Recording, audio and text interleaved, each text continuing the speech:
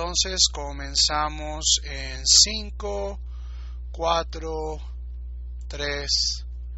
Shalom, Javerim, bienvenidos a una nueva clase de introducción al judaísmo en www.koltuvsefarad.com. Hoy continuamos con el tema de los principios del Rambam como una introducción a la teología judía. De nuevo, recordemos, estos principios son más bien invitaciones a meditar sobre la teología. Ya hemos visto varios ejemplos donde algunas partes del pueblo judío, a pesar de que dicen cumplirlos, no necesariamente son cabales en esto, y creo que este quinto principio es posiblemente el más complicado en ese tema, como ya vamos a ver. Antes de comenzar, quedan preguntas de la semana anterior que no hayamos atendido. Les recuerdo, la semana anterior estudiamos el tercer y cuarto principio, la incorporalidad de Dios y la eternidad de Dios. Hoy estudiaremos esperemos poder acabar el quinto principio. El quinto principio siempre da de qué hablar. No garantizo que vayamos a terminarlo hoy.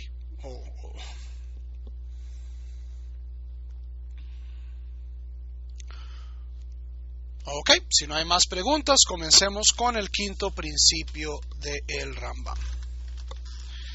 Solo a Él, es decir, solo a Dios, es apropiado alabar y servir, difundir su excelsitud y cumplir sus preceptos, y no a cualquier otro que esté por debajo de Él. Ok, los primeros 4 principios del Rambam son principios de qué. Recordemos, son principios sobre la naturaleza de Dios. ¿Qué es o qué no es Dios? Entonces, el primer principio es saber que Dios existe. El segundo principio es saber que Dios no es múltiple, es decir, que es uno. El tercer principio es saber que Dios no es un cuerpo, ni la fuerza de un cuerpo.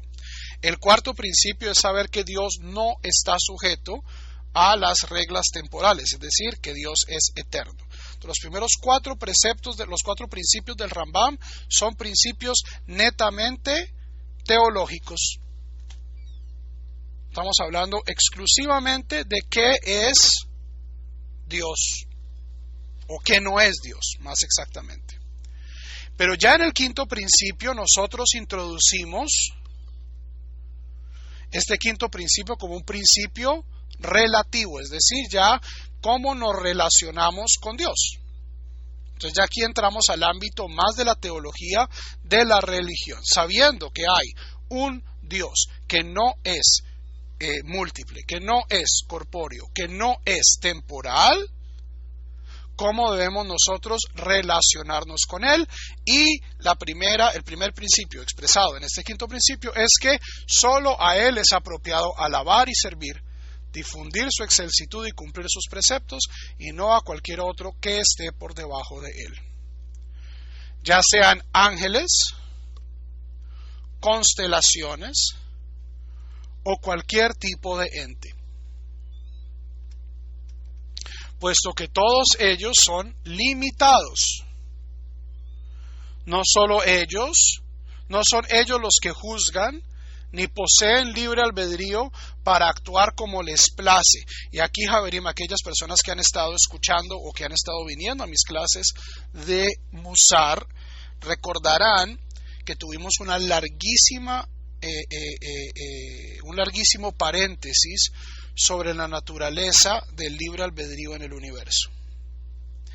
Y una de las cuestiones a las que llegamos es que es una idea bastante prevalente en el judaísmo, ciertamente en el judaísmo que presenta el Rambam, que solo hay 2 entes en todo el universo que tienen libre albedrío. Y estos son, a saber, Dios y nosotros. Todos los demás elementos, incluyendo los ángeles, Y volviendo al tema de la clase anterior, ángel aquí puede ser interpretado como un ser espiritual, como un mensajero espiritual, o como yo sugerí, como una normatividad dentro de la naturaleza que expresa la voluntad de Dios. Pero de acuerdo a la tradición judía, los ángeles no tienen libre albedrío. Los ángeles son robots. Entonces, pedirle algo a un ángel, desde una perspectiva puramente lógica, en la tradición judía es absurdo. Porque el ángel no tiene libre albedrío. Incluso si interpretamos ángel como ser espiritual, ¿cierto? Como energía superior entre Dios y nosotros, el ángel no tiene libre albedrío para decidir si nos ayuda o no.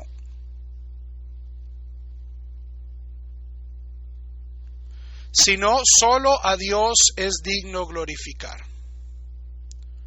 Entonces, en el judaísmo, nos dice el Rambam, solo adoramos a Dios, solo rezamos a Dios, solo servimos a Dios. Si hay algún tipo de intermediario entre Dios y nosotros, sí lo hay, yo no estoy diciendo que lo haya. Ciertamente a través de la historia los judíos han pensado que hay intermediarios. Este intermediario no se le debe rezar y no se le debe servir. Y en mi opinión, aquí hay tres grandes, yo, y aquí lo digo de plano, soy un gran creyente en este principio. O sea, hasta ahora yo no tengo ninguna objeción a estos principios. Ya vamos a meternos con principios donde yo tengo críticas y tengo objeciones. Pero hasta ahora, los primeros 4 principios teológicos, yo los creo a cabalidad. En esto soy un muy buen discípulo del Rambam. Y en este 5º principio, yo también soy un muy buen discípulo del Rambam. ¿Cuáles son?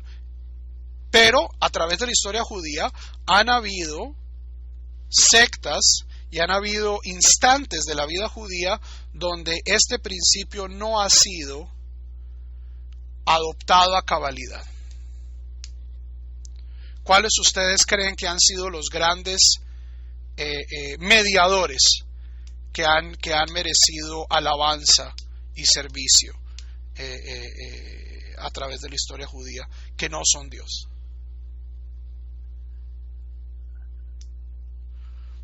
No, a los profetas nadie les rezó. Y nadie los adoraba. Los rebes es la última de ellas. Pero vamos una. Los ángeles. No, a los patriarcas también nadie les rezaba. Y los patriarcas no son intermediarios. O sea, eso justamente, Javerim, es el gran riesgo de poner intermediarios. Si ustedes leen, y es un texto que verdaderamente merece ser traducido, los primeros 3 capítulos de Hilhot Avodah Zarah, del Rambam, donde el Rambam dice una cosa muy interesante. Vale la pena que los estudien. Dice, en el comienzo, el monoteísmo, el judaísmo, el monoteísmo basado en el servicio de Hashem era la religión de toda la humanidad. Adán era, a pesar de que Adán no era judío, Adán practicaba el judaísmo. Adán estaba en directa comunicación con Hashem. ¿Qué pasa desde Adán hasta Noah? Hay toda una serie de esfuerzos de la gente de encontrar intermediarios entre ellos y Dios. Y en el comienzo dice, las estrellas son eternas, las estrellas están más cerca de Dios, las estrellas son intermediarios, pero no le rezamos a las estrellas. Ya voy a llegar a lo de los rebes, tranquila.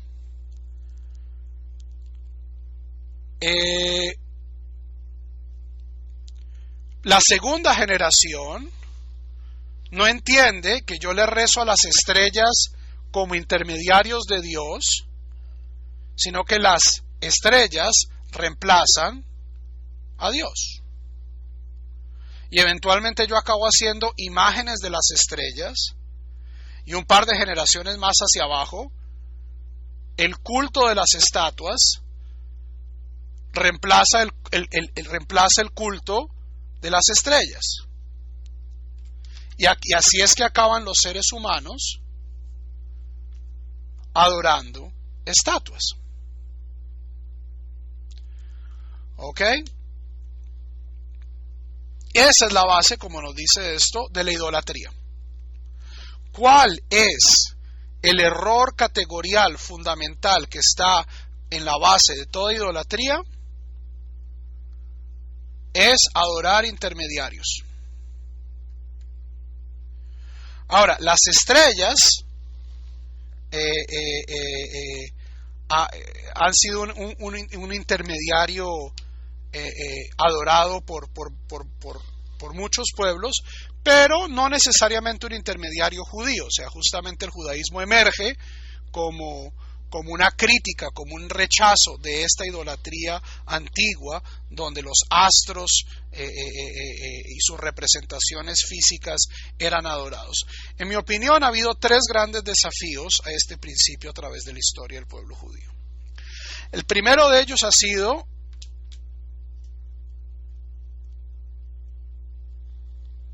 adorar a los ángeles.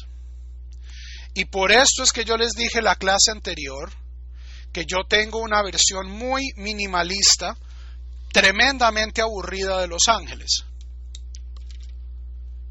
¿Por qué? Porque yo sé a dónde nos ha llevado esto en el pasado. Javerín, en nuestra arqueología, cuando nosotros hemos excavado asentamientos judíos en Babilonia, en Egipto, en la tierra de Israel, adivinen qué hemos encontrado.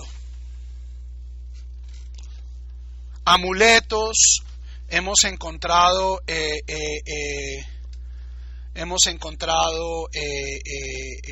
cuencos llenos de nombres de ángeles,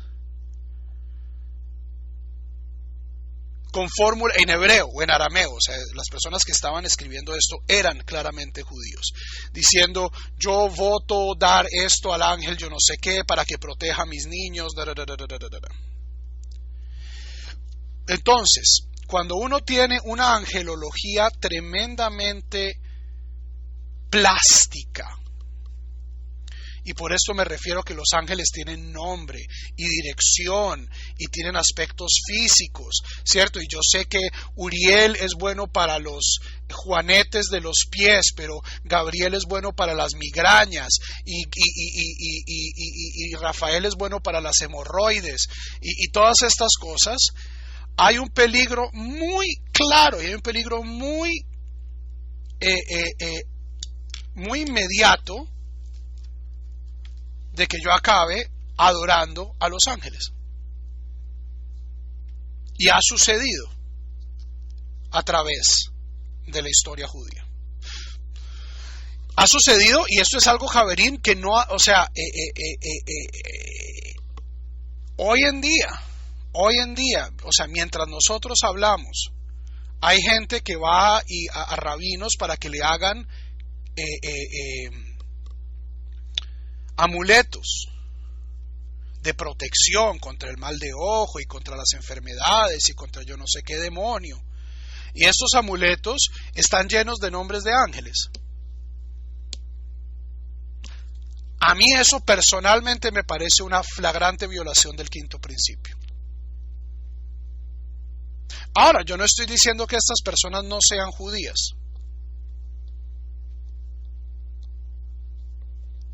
si lo hiciera, creo que quedaríamos muy pocos judíos, quedaríamos muy pocos judíos en el pueblo de Israel. O sea, no es mi labor ser la policía teológica. Lo que sí quiero enfatizar es que cuando nosotros leemos este quinto principio, pues suena muy bien, o sea, suena muy natural. O sea, esto es lo que el judaísmo debe ser, adorar directamente a Dios. Y este es un aspecto cultural, folclórico del judaísmo, donde buena parte del pueblo judío, ciertamente en las comunidades más tradicionales, o sea, la creencia en amuletos y en ángeles no está tan extendida en los judíos reformistas, en los judíos liberales, como lo está entre los judíos ultraortodoxos, donde hay una violación de esto. Y a mí, o sea, en esto yo sí soy muy apegado al pensamiento del Rambam. Esto huele a idolatría. Ahora, muy pocas cosas ustedes, y esto es algo que ustedes, entre más me conozcan, se van a dar cuenta de que yo no uso esta palabra con facilidad. ¿Por qué? Porque sé las consecuencias de declarar algo idólatra. Declarar algo idólatra son palabras mayores. Pero ciertamente, o sea, las raíces de la idolatría están ahí. Y esto proviene de tener una angelología tal vez demasiado colorida, demasiado plástica, donde, querámoslo o no, estamos contradiciendo la noción muy extendida en el pensamiento judío de que los ángeles son meros instrumentos, son meros robots. Los ángeles no tienen libre albedrío. ¿Ok?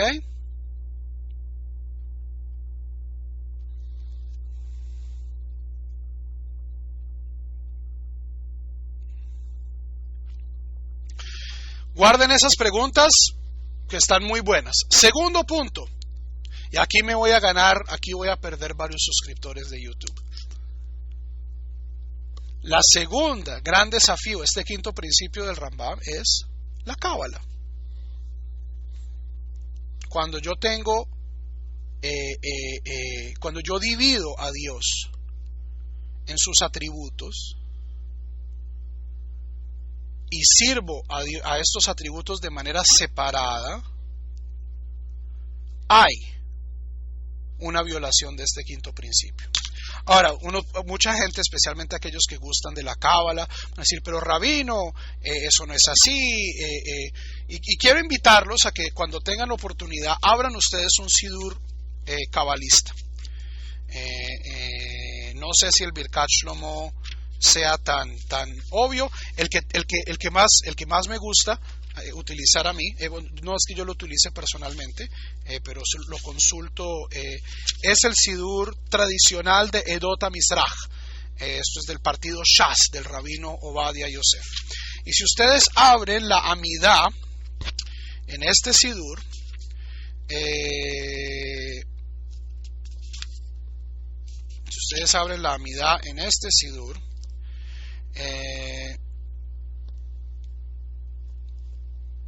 en la primera verajá de la Amidá,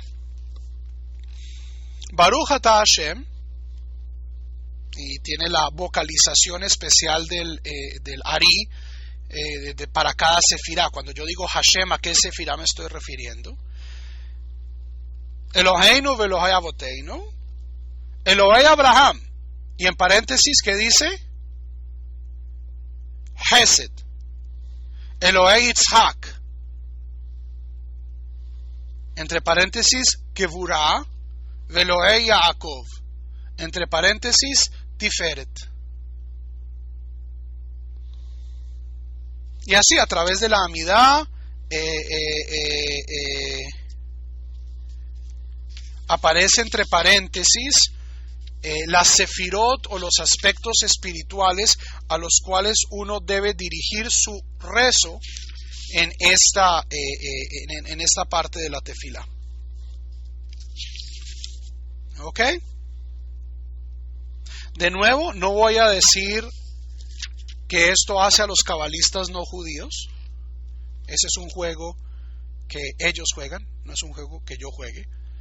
Pero quiero mostrarles que estos 13 principios del Rambam no son adoptados de la misma manera o cabalmente por todos los judíos, incluso por todos los judíos tradicionales.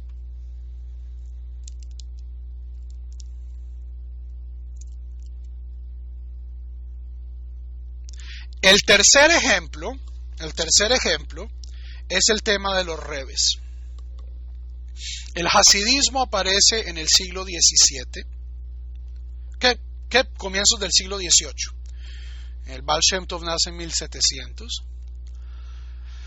Y en sus inicios es un movimiento para tratar de revitalizar la vida judía en el este de Europa.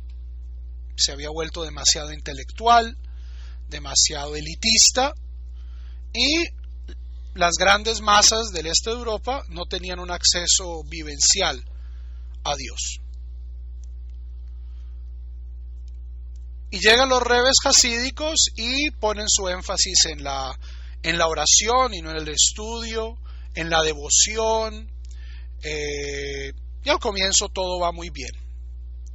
Pero luego se desarrolla, especialmente en la tercera generación en la regeneración del rabino Elimelech de Lisensk, que es la tercera, va en el Besht, luego viene el Magid de Meserich, luego viene el Elimelech de Lisensk, y se hace patente pues en todos los rebes de esa generación una teología de que el Sadik, es decir, el rebe, el líder de cada secta hasídica, de cierto modo es un intermediario espiritual entre Dios y sus hasidim. Y como tal tiene la capacidad de el rebe corregir errores en el alma de sus hasidim y de interceder ante Dios por sus hasidim.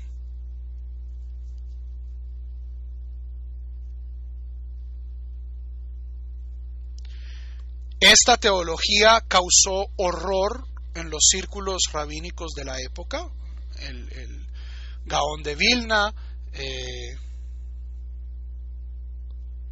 pero es un aspecto fundamental de la teología hasídica hasta el día de hoy. Uno de los grupos hasídicos más con más proyección en el mundo hispano, no tengo que decírselos a ustedes, es la Hasidut de Breslev. ¿Y qué dice uno antes de recitar el Tikkun HaKlali? Que es uno de los rituales específicos de la Hasidut de Breslev. A través de la recitación de estos salmos me conecto con el alma del Tzadik, ¿cierto? Nachman ben Feige.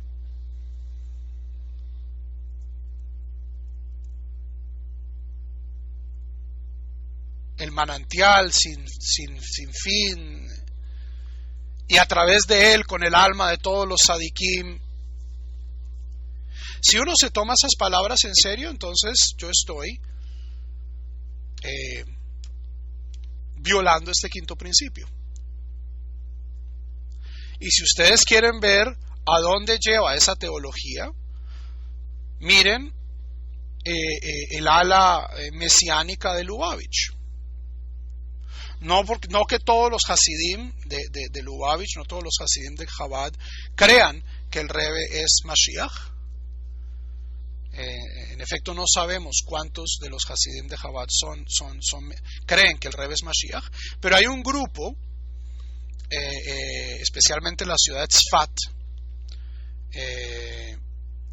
que son llamados, se autodenominan Hatalibanim, los talibanes.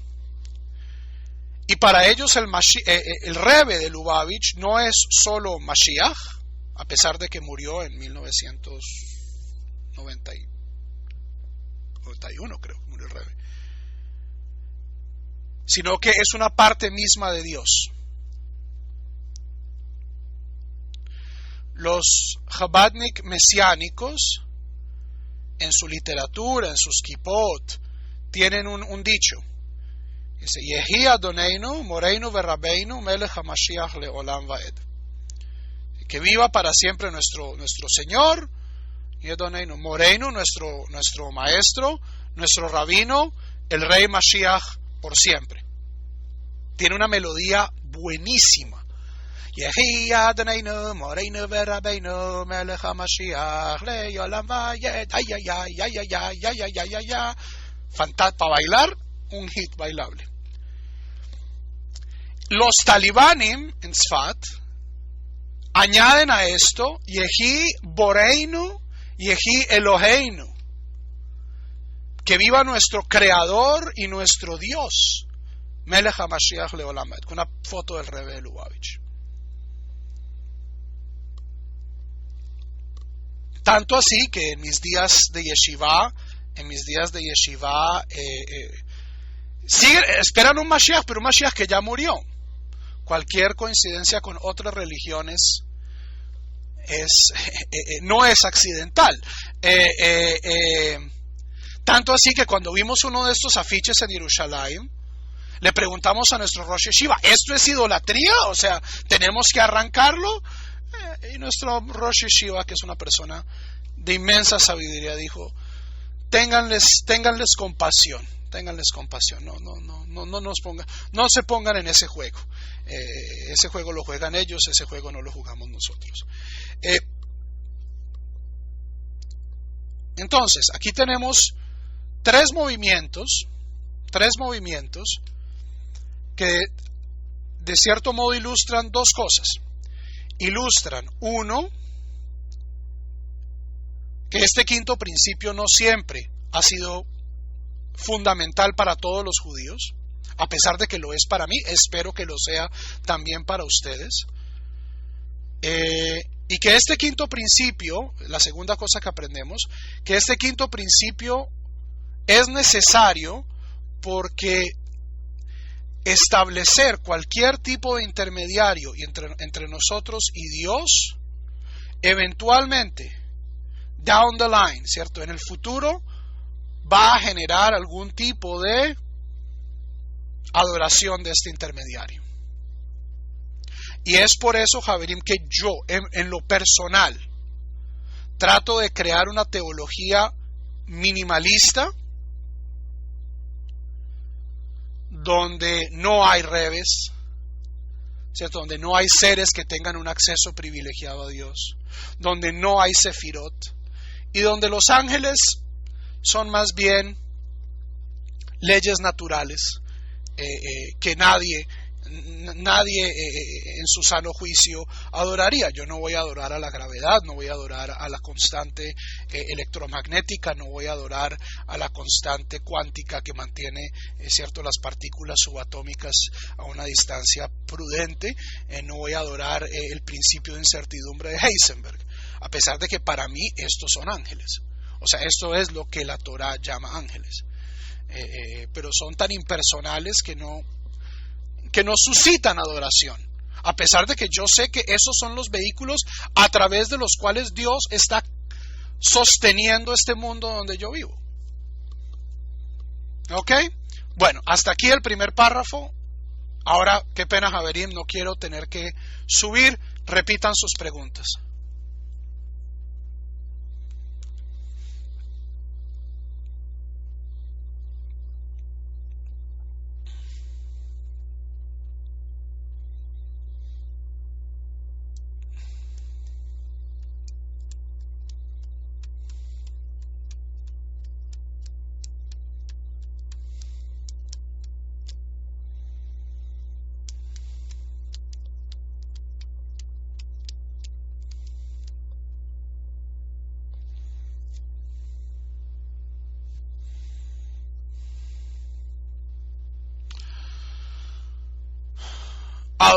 Moishe pregunta, ¿adorar estrellas es de alguna manera menos grave que adorar estatuas?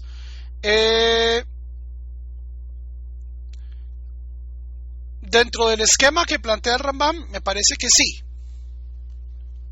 O sea, las estrellas de cierto modo son más, o sea, son eternas, son, bueno, al menos desde nuestro punto de vista son bastante duraderas, están lejos, o sea, inspiran cierto nivel de divinidad o de permanencia, que son ideas que nos llevan hacia Dios. Pero pues al fin y al cabo, si yo adoro una estrella, adoro una estatua, una estrella, eso es idolatría. ¿Ok?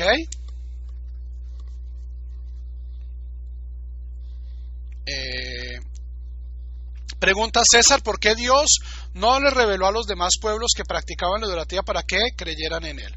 De acuerdo al Rambam y de acuerdo incluso al Tanaj, a la Torá, la idolatría es una elección humana. Adán y sus hijos adoraban a Dios. Que la humanidad haya decidido crear un montón de intermediarios y comenzar a adorarlos es un problema de la humanidad. A través de la Torá, especialmente en el Génesis, nosotros vemos que hay personas que no son judías, que no son de la casa de Abraham, que aceptan a Dios. O sea, esta imagen de que Abraham era el único creyente de Dios en un mundo lleno de idolatría no es correcta. Había gente como Melquisedec, había gente como incluso Abimelech, que ya sea por tradición o por experiencia, tenían una noción de un solo Dios. O sea, pero la idolatría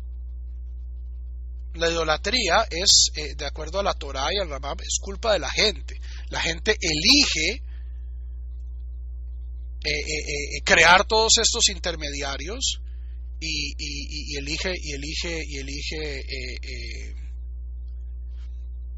adorarlos. Hay un midrash que es un midrash fundamental de la tradición judía, que dice que cuando Dios le entrega la Torá al pueblo de Israel, antes de entregársela al pueblo de Israel, se la ofreció a todas las naciones.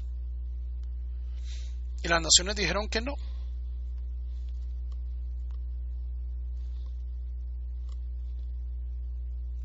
Esto, en mi opinión, luego viene a ser corregido. ¿Por qué? Por la existencia de la institución de la conversión.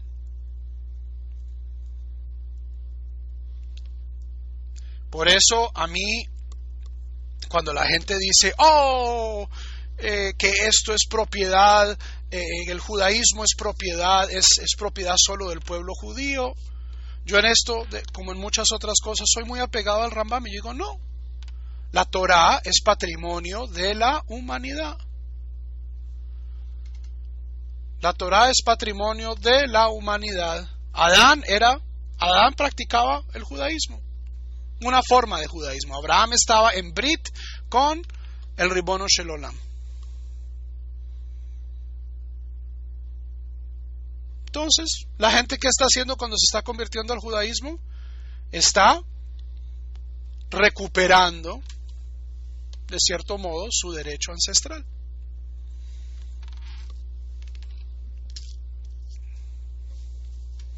¿Ok? ¿Los que tienen fotos de rabinos entran en la categoría de idolatría? En mi opinión, no. O sea, hay mucha gente que se enfoca. Esa es una diferencia lituana, es una diferencia litvak, se llama Heftza y Gabra. Heftza es el objeto. Hay mucha gente que define la idolatría por el objeto. Entonces hay una imagen, una estatua. Pero en el judaísmo tradicional, ¿qué es lo que define la idolatría? Lo que define la idolatría es mi relación con el objeto, es decir, Gabra, la persona. Hay una Mishnah muy famosa de Masejet Avodah Zarah en la que un rabino entra con un filósofo a un baño turco, a un baño romano. Y el filósofo romano le dice al rabino, oiga, usted no es que, la idolatría, las imágenes, mire aquí usted en este baño, hay una imagen de Afrodita. Y usted hace aquí, está en un lugar de idolatría. Y el rabino dice, espera que salgamos, porque uno no discute cosas de Torah en el baño. Salen y le dicen, mire, esa imagen no es un ídolo. Esa imagen es una estatua, pero la gente va desnuda, orinan frente a ella. Si yo no trato esto como un ídolo, no es un ídolo. ¿Ok? Entonces, esa es una primera distinción, en mi opinión, para definir qué es idolatría, especialmente qué es idolatría hoy en día. No es tanto si hay un objeto, sino es cómo yo me relaciono con el objeto. ¿Ok? Segundo, y eso es algo que me van a oír decir mucho, especialmente hoy. Hay gente que goza, es un gozo obsceno prácticamente, de llamar a todo aquello que no es su religión idolatría. Entonces todo es idolatría, la Kabbalah, entonces si fuera yo, la Kabbalah es idolatría, la Hasidut es idolatría, todo es idolatría. Yo no soy así. ¿Por qué? Porque, Javerim, una vez yo defino que algo es idolatría,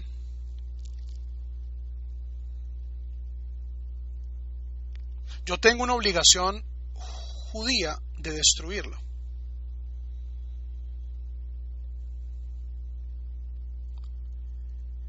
Y de no tener ningún tipo de relación ni de contacto con aquellas personas que yo considero idólatras.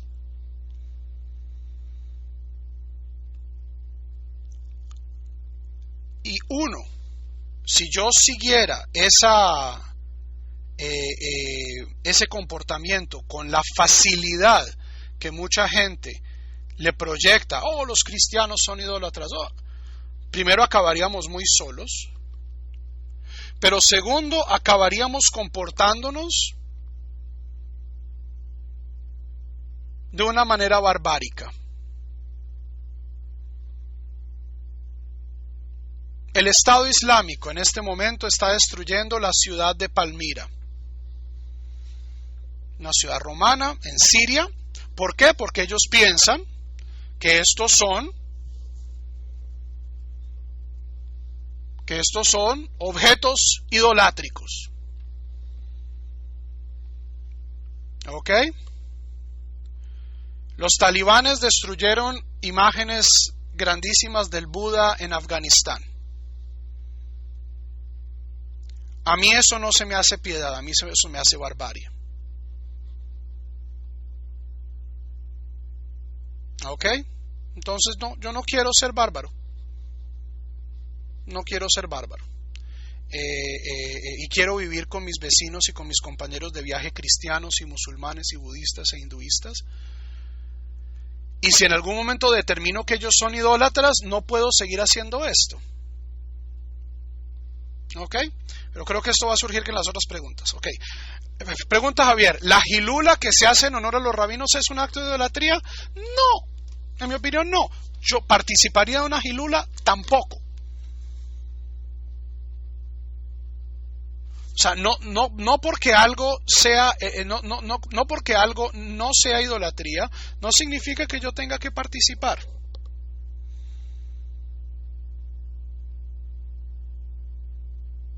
¿Ok? En estas hilulas donde la gente va y visita tumbas y le pide, ay, Rabbi Meir, Baal Hanes, yo quiero hijos, quiero casarme, a mí me parece una violación del quinto principio. Idolatría, me tiembla la mano a declarar eso idolatría. Pero ciertamente no es una práctica que yo recomendaría, ni es una práctica en la que yo me vincularía. No entiendo la pregunta, Moishe. ¿Acción vinculante entonces? Dice Edwin, pero queramos pero queramos ser condescendiente con ciertos grupos dentro del judaísmo, pero si tienen ese comportamiento están violando un mandamiento de no practicar idolatría. Pues depende cómo definamos idolatría. O sea, el Rambam no es la última palabra en qué es idolatría. A mí me parece una noción bastante sensata de dónde más o menos comienza la idolatría. O sea, la idolatría, Javerim, es como la pornografía. No hay un caso exacto donde comienza la idolatría. O sea, la idolatría no tiene límites, en mi opinión, tiene límites muy blandos.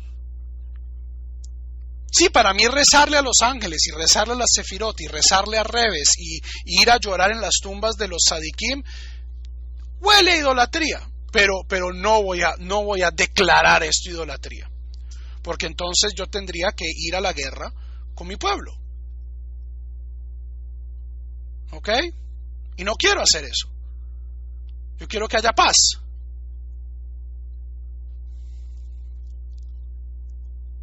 ¿Ok?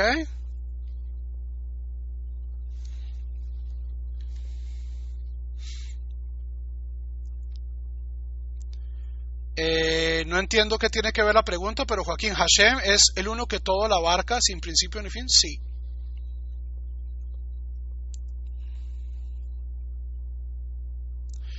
¿Qué hace que el hombre quiera tener intermediarios? El miedo es un factor que conlleva la idolatría, por ejemplo. ¿Qué hace que el hombre quiera tener, que los seres humanos queramos intermediarios? Esa es la respuesta. Esta sí es una pregunta fácil. Javerim, nosotros nos gusta tener representaciones. Es innato. Nos da una tremenda paz tener algo que nosotros podamos tocar con las manos, ver con los ojos, oír. Este Dios absoluto, invisible del pueblo judío es muy difícil de vender.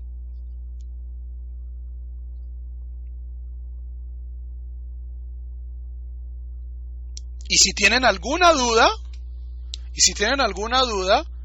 de qué tan difícil es, miren cómo la gente se va a todas estas vainas de Kabbalah Center y los cuarzos y tus ángeles y todo, porque el Dios absoluto, especialmente el Dios del Rambam, este Dios invisible, distante, es muy frío.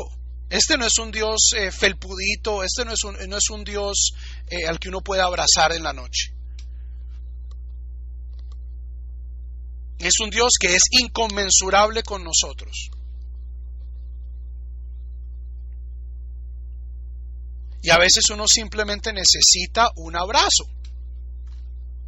A veces uno necesita un Dios que en cierto modo sufra. O sea, yo por eso entiendo psicológicamente, aunque no lo comparto teológicamente, y no entiendo cómo puede ser lógicamente posible, la idea de que Dios se haga hombre. Es una idea tremendamente que da tremendo confort. Javier, por favor, paren de comentar que me estoy rezagando bastante. O sea, un Dios que sufre, que se enferma, que muere, es un Dios muy relatable, es un Dios con el que yo tengo mucho en común. Esa es como la parte tierna de por qué queremos tener intermediarios. La parte no tan tierna de por qué queremos, por qué necesitamos intermediarios, es que si yo tengo un Dios que se parece a mí, este es un Dios al que yo puedo controlar.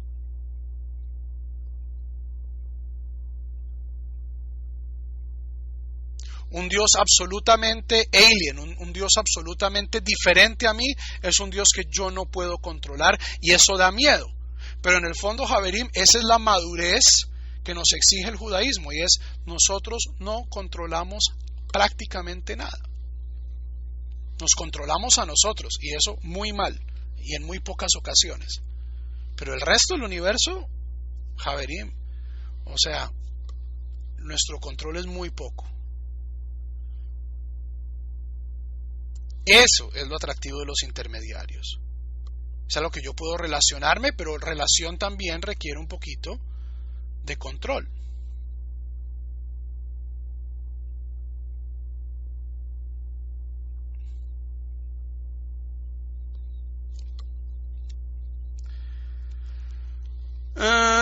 Ok, la pregunta de Iber la dejo para el final.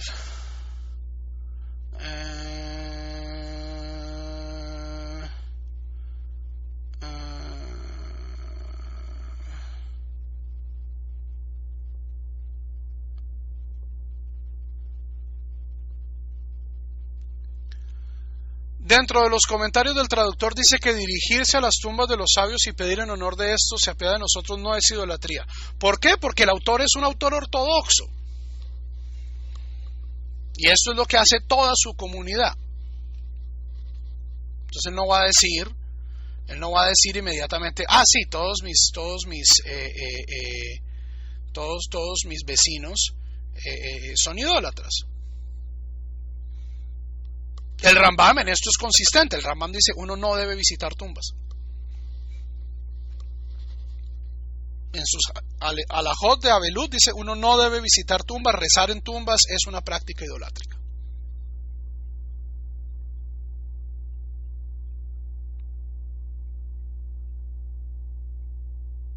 Bilam era profeta, no solo era profeta entre otros pueblos, era profeta punto. Esto lo dice claramente la Torá.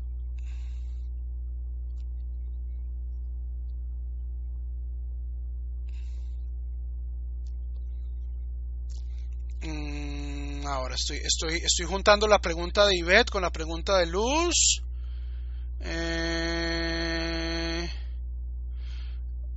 Porque es en el fondo la misma pregunta. ¿La admiración a la creación nos lleva a la idolatría? No necesariamente. Yo no creo que pues uno extasiarse con una puesta de sol sea idolatría. Eso me parece una experiencia estética.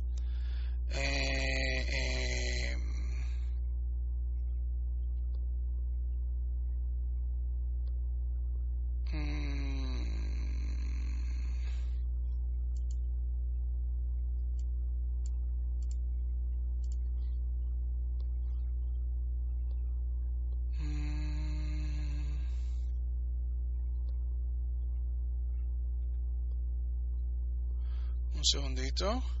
Javerín, por favor, si siguen preguntando, no voy a poder terminar las preguntas. ¿Ok?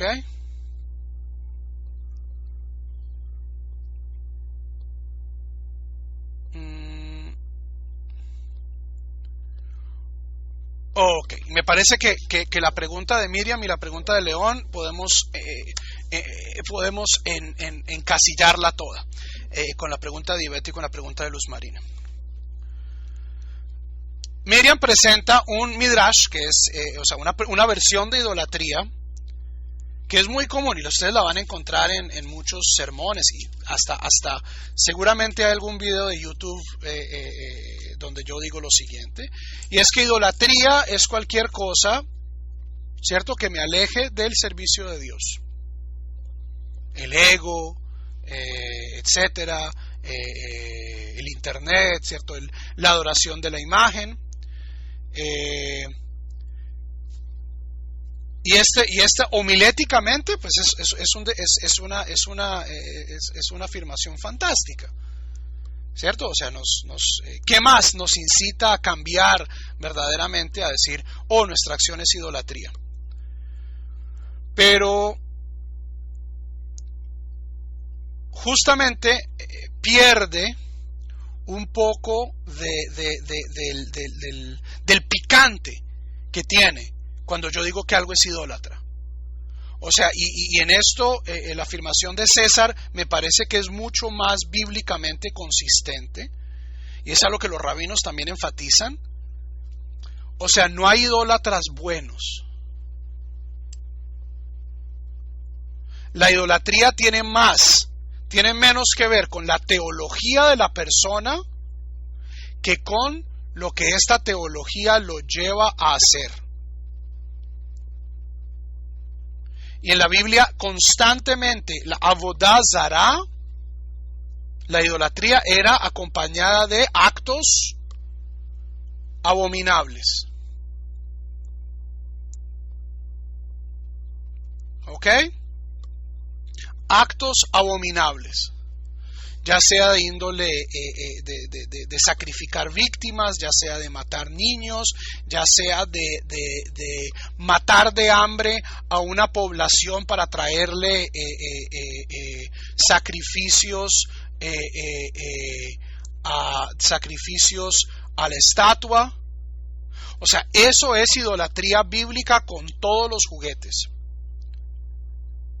Y en mi opinión, a la hora de yo determinar qué hoy en día es idolatría y qué no es, eso me parece un vector mucho más diciente que nociones teológicas. Y por eso es que homiléticamente, o sea, el término idolatría a veces puede ser abusado. Hay gente que vive, o sea, cuando todo es idolatría, cuando todas las otras religiones son idolatría, cuando todo lo que me rodea es idolatría, cuando todo lo que otros hacen, lo que yo hago nunca es idolatría, ¿cierto? Lo que los demás hacen es idolatría, entonces idolatría pierde su sentido. Idolatría es una palabra, es una de esas palabras en rojo en la Torá, que nos dicen, esto es el enemigo. Este es el enemigo de Dios, este es el enemigo del pueblo de Israel. Idolatría, esto salga a pelear. O sea, lo leímos posiblemente en una de las parashot más difíciles que leímos este Shabbat, que es Parashot Matot, donde el pueblo de Israel comete genocidio. ¿Y por qué es este genocidio, entre comillas, explicado? Porque nunca voy a decir que el genocidio es justificado. ¿Ok? Porque va al peor, por la idolatría de los midianitas. Entonces, hoy en día, para mí, ¿quién es idólatra? Yo lo juzgo no tanto de acuerdo a teología, a si hay estatuas o no hay estatuas, y si se arrodillan estatuas o no se arrodillan estatuas. Para mí, y este es un caso es un muy buen caso porque explica todo. El Estado Islámico, Daesh, a nivel teológico, esta gente no es idólatra, ¿cierto? O sea, un monoteísmo, el Islam tiene un monoteísmo tan puro como el judaísmo, y en muchos casos más puro. No tiene ni Kabbalah, ni judaísmo, o sea, un monoteísmo tremendamente puro. En cuestión de imágenes, esta gente no tiene imágenes. 0 imágenes, ustedes no van a encontrar una imagen en ninguna mezquita. Entonces, a nivel teológico, el Estado Islámico no son idólatras. Pero a nivel moral, alguien que es capaz de hacer lo que hacen ellos,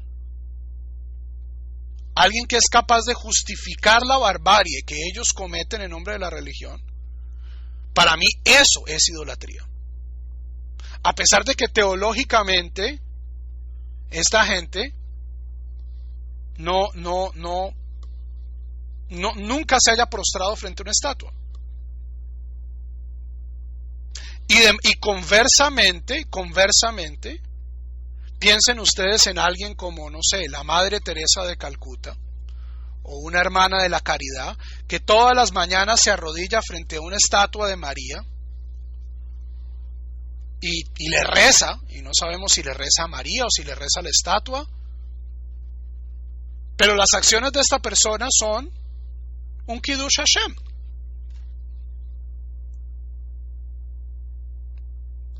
¿Ok? Entonces, y esta es una definición de idolatría muy sui generis mía, tómenla, déjenla. ¿Quiénes son los idólatras? Los idólatras son las personas bárbaras e inmorales del planeta Tierra, independientemente de su teología. ¿Por qué? Porque esta gente en algún momento está tomando algo, ya sea su religión, o su estado, o sus ideas políticas, o el dinero, y lo está poniendo por encima de la vida de los demás seres humanos. Y esto significa que lo está poniendo por encima de Dios. ¿Por qué? Porque ¿quiénes son los representantes de Dios en la tierra? Homo sapiens sapiens, nosotros. Entonces, poner cualquier cosa temporal, limitada, por encima de la vida de Dios, llegar a quemar niños, a degollar, a poner una bomba en un colegio, eso es idolatría, en mi opinión. No es una idolatría, no es una idolatría bíblica, no es una idolatría rabínica, pero me parece que tanto en la Biblia como en la obra de los rabinos decían que la idolatría siempre estaba acompañada de crueldad, de barbarie. Y este me parece un indicador mucho más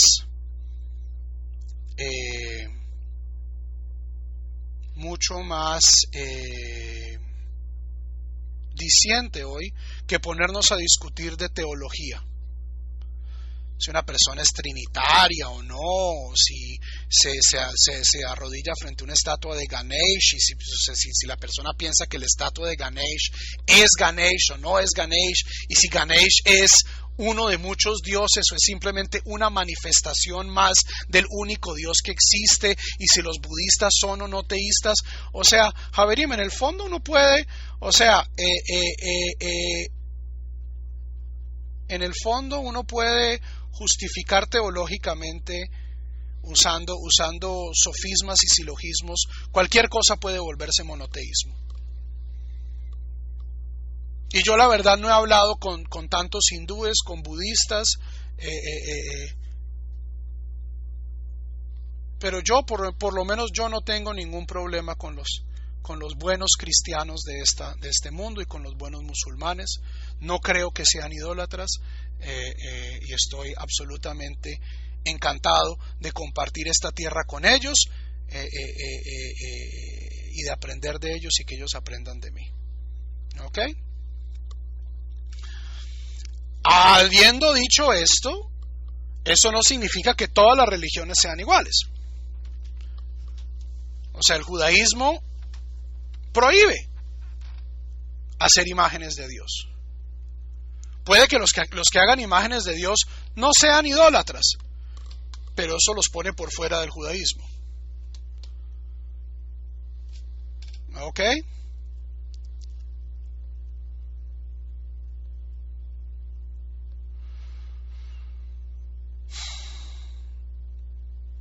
Raúl, tu pregunta es muy importante, la dejo de última. Quiero terminar esto y ponerme no pongan más comentarios, déjenme terminar.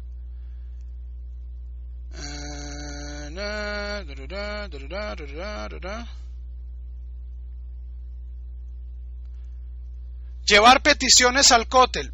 De nuevo, yo no voy a decir que un judío que lleva peticiones al cótel es un idólatra.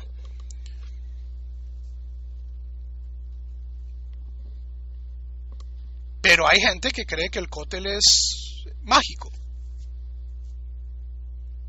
¿Ok? Y eso es algo que yo no comparto.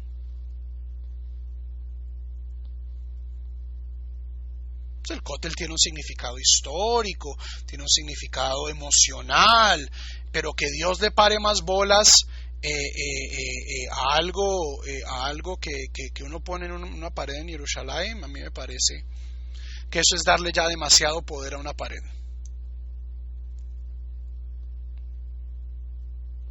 ¿Ok?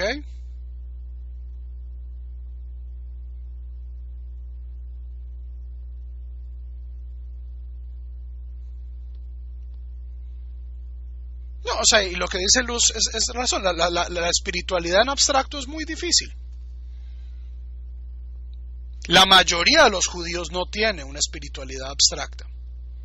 En mi opinión, eso no significa que debamos resignarnos. O sea, pero en esto hay que ser tremendamente honesto. En esto hay que ser tremendamente honesto, Javerín. Hay mucha gente, judíos del Facebook, como los llamo yo, no hacen sino burlarse de los cristianos.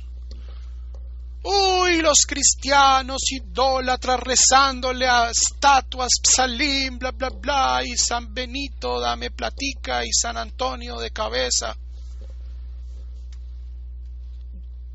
O sea, 6 días a la semana, 24 horas al día no hacen sino burlarse de otras religiones.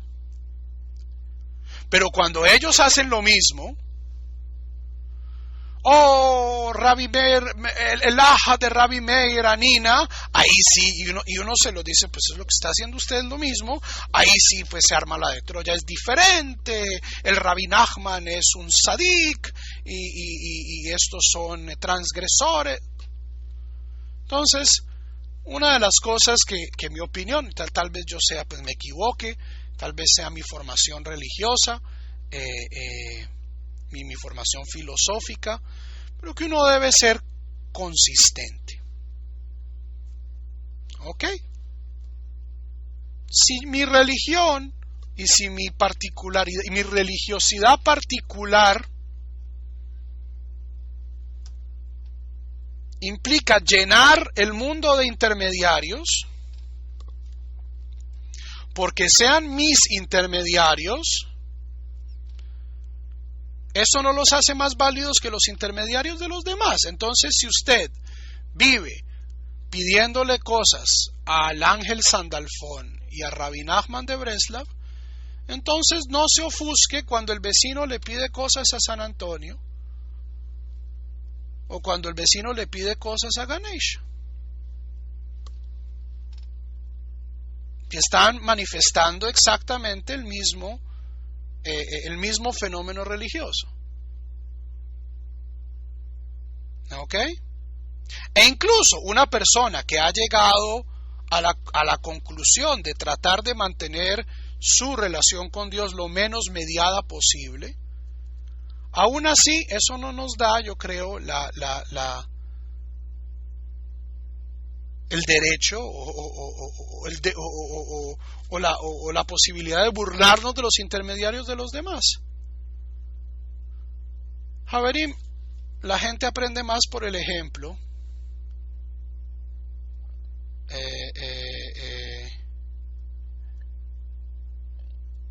que por sermones. ¿Ok? Es mi opinión. Entonces,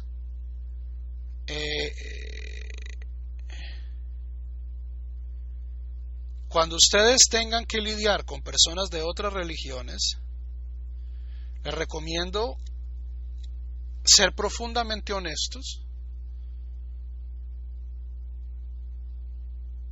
en también su propia religiosidad y no criticar a los demás las incertidumbres y las inseguridades propias. Esto el Talmud lo dice explícitamente. Haposel bemumo posel. Una persona que vive descalificando a los demás descalifica a las personas con sus propios defectos. Entonces, si yo vivo llamando idólatra a Raimundo y medio mundo, es porque yo mi relación con Dios no está tan sólida. Y entendamos que tenemos que compartir este planeta. Idolatría es una de estas palabras como yihad o como cruzada que nos han causado gravísimos sufrimientos como especie. Por lo tanto, aconsejo utilizarla con parquedad. ¿Ok?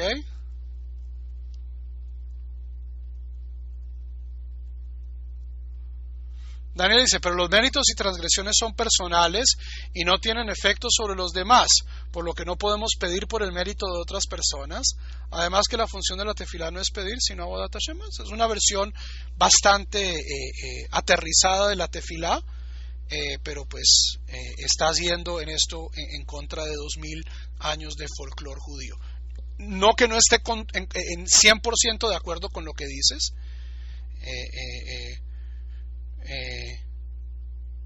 el Rambam estaría orgulloso, pero pues sí, en esta cuestión de pedir por los méritos del rabino Pepinito, estamos comenzando a vulnerar este quinto principio.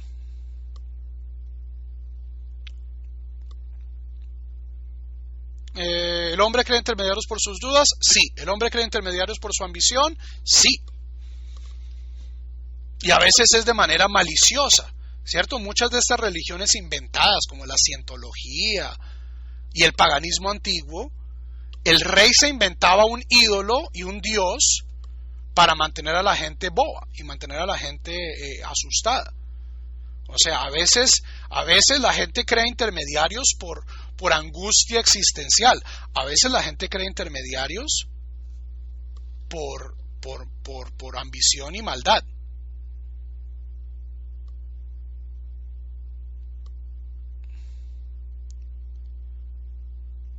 ¿Ok?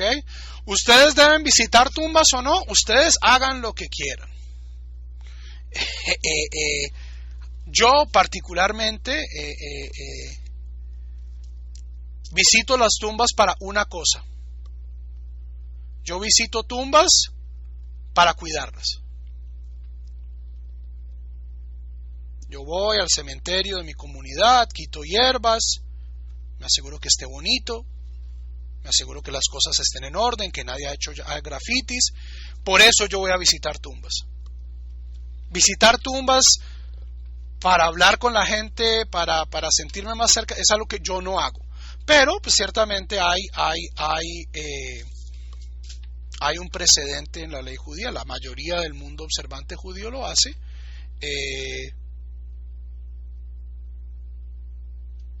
Tengan presente. O sea, estos principios son los principios del Rambam. Yo no les estoy pidiendo, o sea, si tienen problema con los primeros 4, tenemos un problema. Pero ustedes tienen que encontrar su punto de confort. En mi opinión, yo soy muy estricto con el quinto principio. ¿Ok?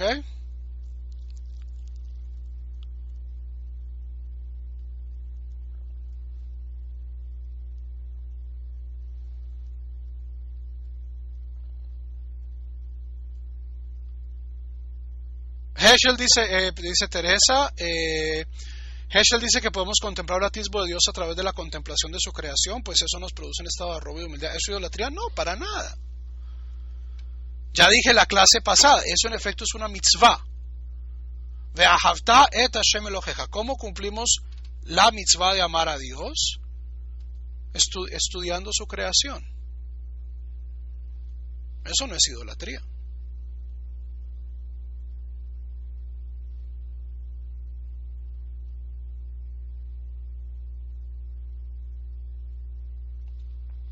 ¿La mezuzá es un amuleto? No. La mezuzá no es un amuleto. La mezuzá está ahí, primero porque es una mitzvah, porque la Torah lo dice. Lo segundo es para recordarnos a Dios cuando salimos y cuando entramos. Pero estos bubemaises, estos cuentos de viejitas, de que si la mezuzá tiene un error, entonces le va a caer la roya a la casa, en mi opinión, presentan una versión inmoral de Dios. O sea, que Dios vaya a castigar una casa porque hay un error en una mezuzá, ese no es el Dios en el que yo creo. Y es más, ese Dios no es un Dios en el que, en mi opinión, nadie debe creer. En ese creen los ateos del internet. Ese Dios es un strawman, lo que llamamos en lógica, es un espantapájaros. Es un Dios tan aberrante que es fácil de decir, pues un Dios tan limitado y tan cositero, pues no merece existir y no merece ser adorado. En efecto, ese es el Dios en el que yo no creo. Desafortunadamente hay mucha gente que cree en estos cuentos folclóricos de que la Mezuzá te protege. La Mezuzá me recuerda que yo soy judío y que Dios existe. Y en el Mishneh Torah, es uno de mis Mishneh Torah favoritos, enfatizando la cosa bien hereje que dije al final de la clase pasada. Rambam dice: la Mezuzá es un ángel. La Mezuzá, los tefilín y los talit son un ángel que protege a la persona. No por una cuestión metafísica de que si yo tengo tzitzit y tefilín no me vayan a ocurrir catástrofes, sino una persona con tefilín y con tzitzit y con una mezuzá en su casa es una persona que constantemente se está acordando de Dios y constantemente va a tratar de hacer lo mejor posible. En ese sentido es un ángel, para que vayan viendo la idea de ángeles que tenía el Rambam.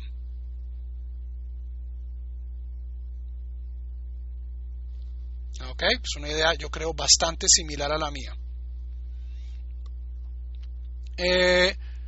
¿Los musulmanes usan un rosario? Sí, hay una práctica piadosa del Islam, que es recitar los 100 nombres de Allah, misericordioso, inefable, el infinito, ¿verdad? Son 100 nombres en árabe, y la gente usa eso para contar. Es más, el rosario entra al cristianismo del Islam.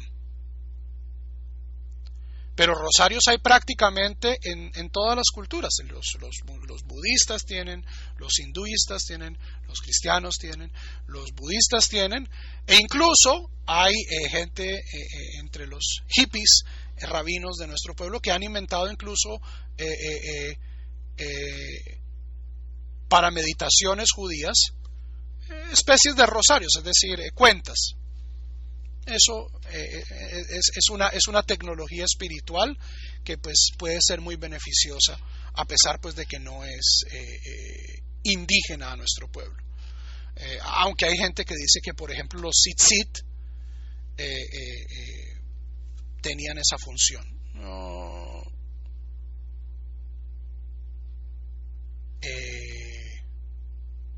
¿En qué sentido es idolatría?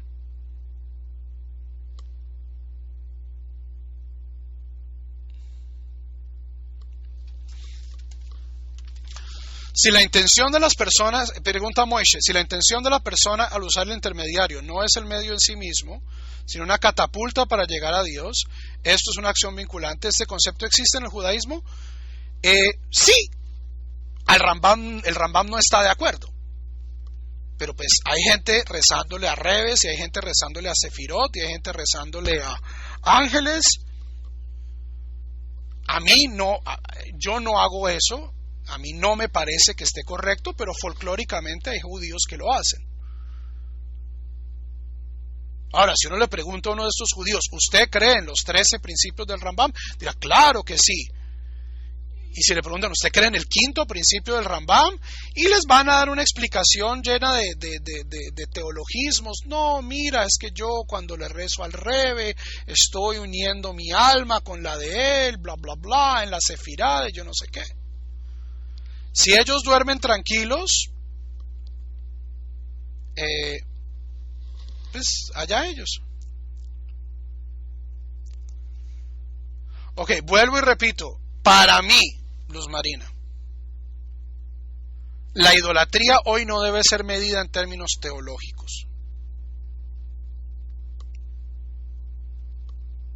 Si esta persona prendió un incienso o no prendió un incienso, si tenía pepas, o sea, esto ciertamente pone, o sea, si un judío prende incienso a una estatua, pues eso ya no es judaísmo.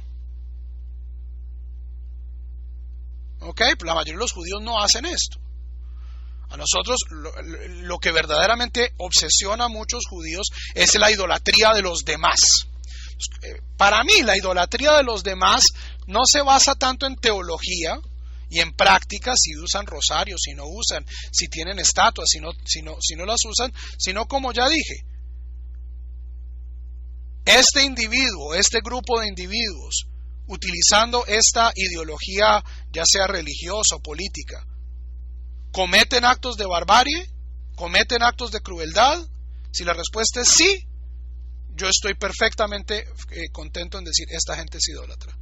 Si la respuesta es no, un montón de monjes budistas meditando en el Tíbet, prostrándose a imágenes del Buda, a mí esto no me quita el sueño, y seguramente es gente fantástica.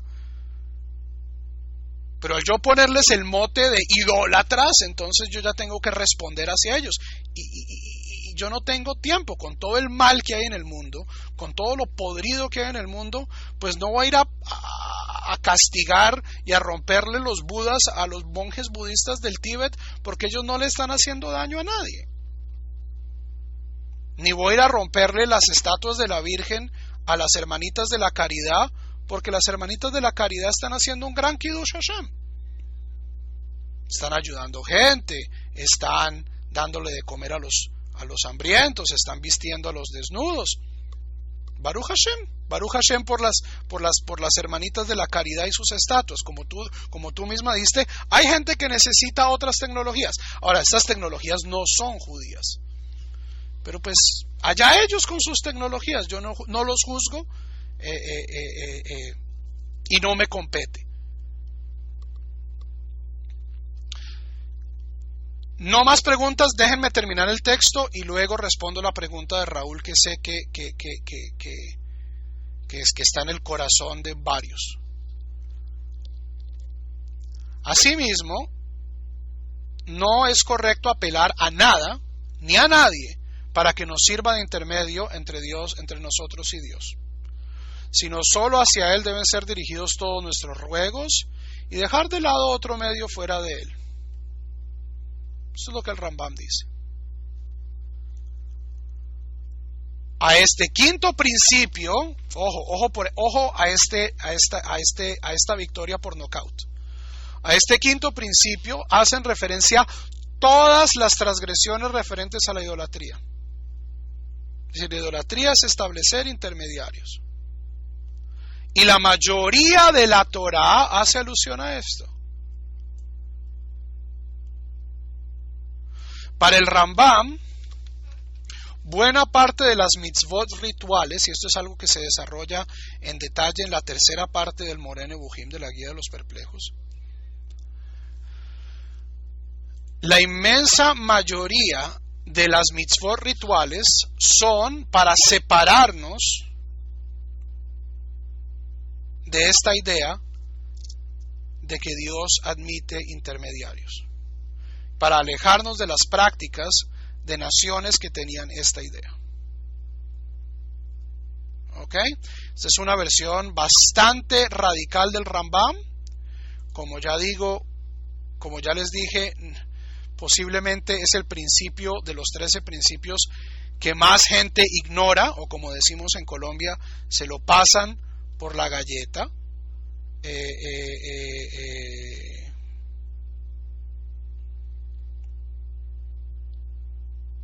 Pero al menos en lo que respecta a mí, ese es un principio por el cual yo trato, es un principio que es importante para mí. Yo en esto estoy de acuerdo con el Rambam. Es más, la inmensa mayoría de judíos, al menos teóricamente, están de acuerdo con el Rambam. Ahora luego si van y rezan a ángeles, si se rezan a rebes, pues es cuestión de ellos justificar cómo lo hacen. Pero para nosotros, Haverim, que estamos comenzando en el judaísmo, y esto es algo, de cierto modo voy a revelar el as bajo la manga. Haverim, ustedes saben por qué yo le doy tan duro a la Kabbalah y al Hasidismo en mis videos, Yo estudio Kabbalah a veces, estudio Hasidut. En este momento estoy leyendo un libro fantástico sobre Reb Simcha Bunim de Psischa, uno de los rebes hasídicos más fascinantes de la historia del movimiento. Pero ¿por qué públicamente le doy tan duro a esto? Haverim, porque yo sé quién es mi Mi público. Mi público es gente en su mayoría, o sea, los judíos argentinos de la comunidad establecida no están viendo estos videos. Estos videos son populares en gente que está queriendo convertirse, o que se ha convertido, o que está buscando conversión. Y en el judaísmo racionalista del Rambam, yo encuentro el judaísmo en su forma más depurada, pero no solo más depurada, sino en su forma menos cristiana. Y esto es un problema, Javier, es un problema que yo veo en el judaísmo del Facebook. Hay mucha gente que está viniendo del cristianismo al judaísmo y están sintiéndose muy atraídos por versiones del judaísmo que contienen muchos de los mismos vicios o de los mismos patrones mentales del cristianismo. No es creencia en santos, sino creencia en sadiquín. No es, entonces, estos ponen a San Antonio de cabeza y yo pongo una llave en la jalá. Y a mí eso no me parece progreso.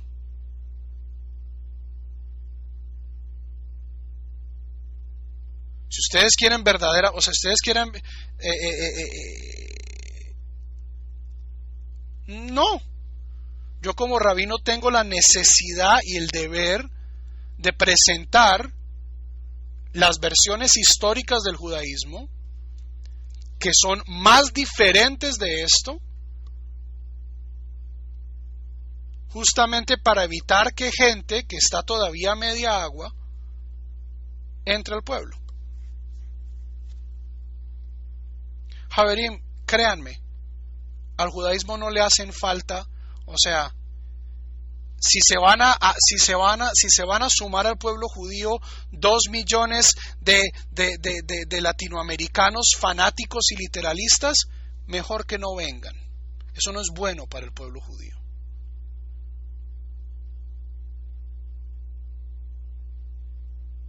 Si la gente va a venir del mesianismo, si van a venir del evangelismo, van a tener que cambiar muchos hábitos mentales.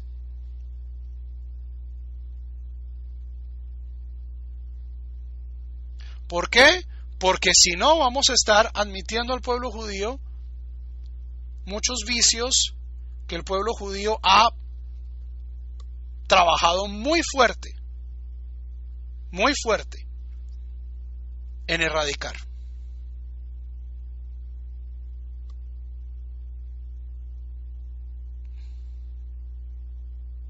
Ok, entonces esa es la razón por la cual yo presento un judaísmo. A veces a la gente le parecerá agresivo o hiperracionalista, y es mostrar la versión del judaísmo que se diferencia más del cristianismo. Y en mi opinión, este es el judaísmo en su, al menos en su formulación teórica más puro. Puede que folclóricamente, en la religión de folclórica, mucha gente se sienta atraída pues por otras formas de judaísmo, pero al menos en mi opinión el judaísmo del Rambam expresa teóricamente la forma más estricta de los buenos principios del judaísmo. Ahora, si ustedes quieren ser estrictos con esta visión o no, es cuestión de ustedes. Como ya vamos a ver cuando estudiemos otros principios, hay principios donde yo difiero del Rambam, pero al menos en esto, en el quinto principio, soy bastante estricto. Y ahora la pregunta del millón: ¿qué pasa cuando me invitan a la primera comunión, al matrimonio, al funeral de mis familiares cristianos? Y si ustedes revisan la literatura rabínica, van a ver prácticamente unánimemente dice no es posible. Incluso, y esta fue una pelea que tuve con un colega latinoamericano, él me dice que la pregunta que le hace a sus candidatos de conversión antes de recibirlos es: cuando su papá se muera, ¿usted va a ir al entierro en una iglesia? Y si la persona le dice sí, él no lo convierte. Y a mí esa respuesta se me hace inadmisible.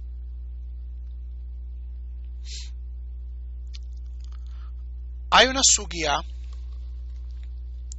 en Masejet Yevamot 57a, si mal no estoy, donde se habla de un caso hipotético en el que dos hermanos, hermano y hermana,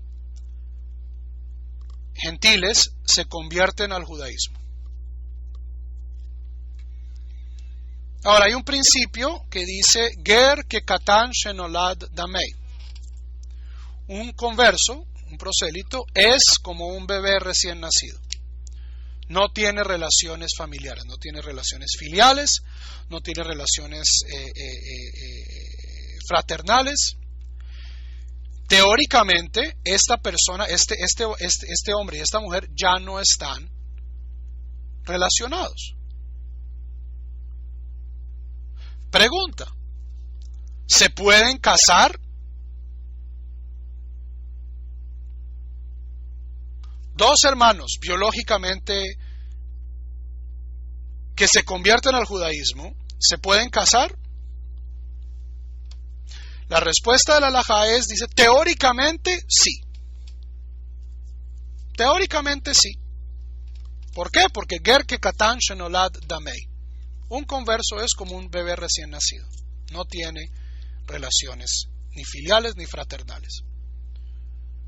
Ni paternales. Es decir, si yo tengo hijos antes de convertirme, cuando yo me convierto pierdo mi relación con ellos.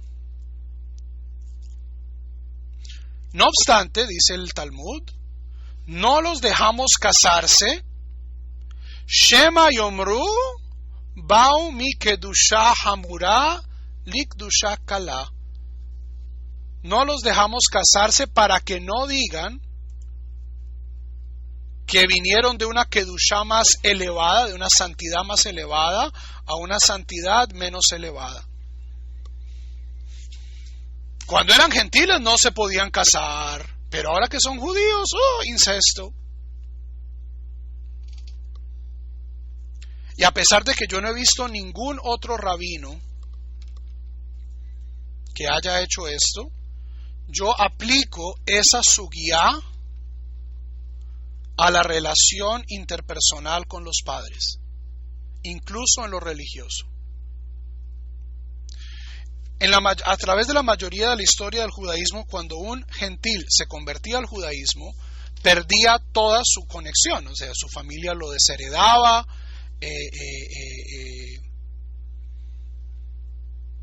Hoy en día, afortunadamente, este no es el caso. Es el caso en algunos casos trágicos. Y si hay alguien en este grupo que está siendo discriminado por su familia por esto, lo siento muchísimo y cuando quieran podemos hablar sobre esta transición emocional difícil. Pero no es la norma. La norma es que hoy en día convertirse al judaísmo es raro, pero no va a generar una ruptura con la familia. Y en ese caso creo que tenemos que preocuparnos de Shema Yomru Yavou mi Kedusha Hamural y Kedusha Kala. No vaya a ser, digan, que nosotros cuando éramos cristianos éramos tan buenas personas y tan respetuosos, pero ahora que nos volvimos judíos, todo es idolatría, todo es prohibido, todos mis ancestros todos mis familiares son idólatras y no puedo tener ningún tipo de relación con ellos. ¿Ok? Ahora, ¿Hasta dónde, hasta dónde está permitido para mí acompañar a mi familia en algo religioso? Ciertamente, pues participar en una cosa religiosa está prohibido. Para un judío participar activamente en un matrimonio, en un bautizo, está prohibido. Asistir. Entonces aquí, Javerim, hay que usar el quinto volumen del Shulchan Aruch. ¿Ustedes saben cuál es el quinto volumen del Shulchan Aruch? El sentido común. Shulchan Aruch tiene 4 volúmenes. El quinto volumen del Shulchan Aruch que no existe es el sentido común y es el más difícil de utilizar. Esto no significa, Javerim, que ustedes vayan a misa todos los días con su abuelita. Eso ya es excesivo. Pero, y lo digo sin vergüenza, y lo dije a aquellas personas que ya tomaron esta clase la vez pasada y que estuvieron para esta pregunta, lo saben. Yo dije, mi papá es católico. Cuando mi papá se muera, yo voy a estar en esa misa. Y estuve. Mi papá falleció hace prácticamente un año. Y yo estuve ahí, estuve con mi kipá. Por supuesto no tomé comunión, pero fue una presencia, y fue una presencia en el velorio. Hay muchos rabinos que dirían que lo que hice está equivocado.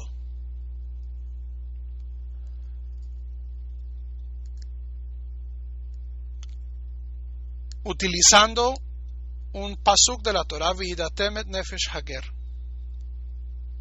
Sí, yo sé que ger en la Torah no significa prosélito, pero se utiliza así en la literatura rabínica. Conoceréis el alma del converso. Javerim, este bicho de los rabinos que son conversos es muy nuevo. Hoy en día hay más gente convirtiéndose al judaísmo que en toda la historia de los últimos 2000 años del judaísmo. Ser converso hoy en el siglo XXI es un bicho diferente.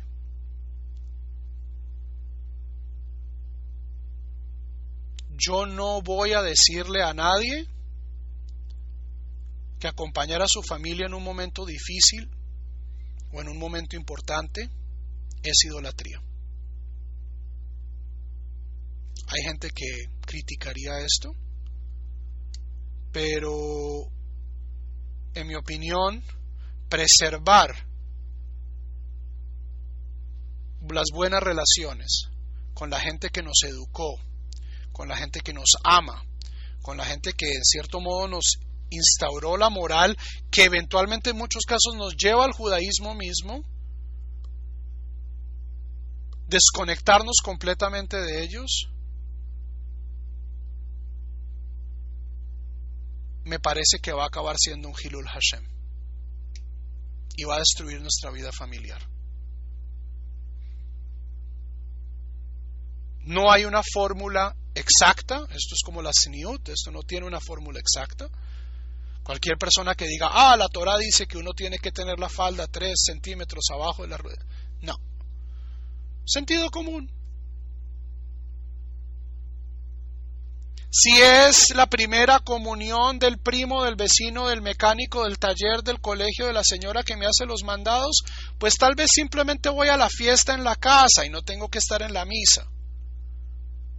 Pero si es mi mamá, si es mi papá, si es mi hermana,